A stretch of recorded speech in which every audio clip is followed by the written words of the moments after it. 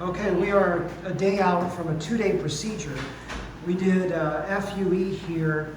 Look forward for me. I'm going to show the backside. You can see it's pretty well healed. It's healing. Within a few days, this is going to be invisible. What I did was I harvested this one day. Some of the grafts were stored in ATP hypothermosol, which allows the grafts to survive a long time.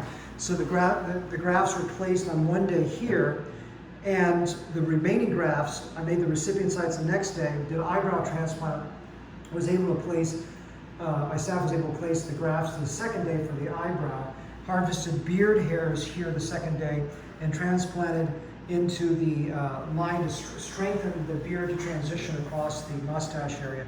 And how are you feeling? Feel remarkable. It's great. Not too bad. Very little pain at all. Almost none. Is it too sexy, or you're okay? It's no? just right. Okay, because if we would have to remove some grafts if it were too sexy. I just want to make sure that you're okay in one piece. Good. Thank Excellent. you, Dr. Ryan. Not much pain at all? Very little pain. Excellent. Very little pain. Cool.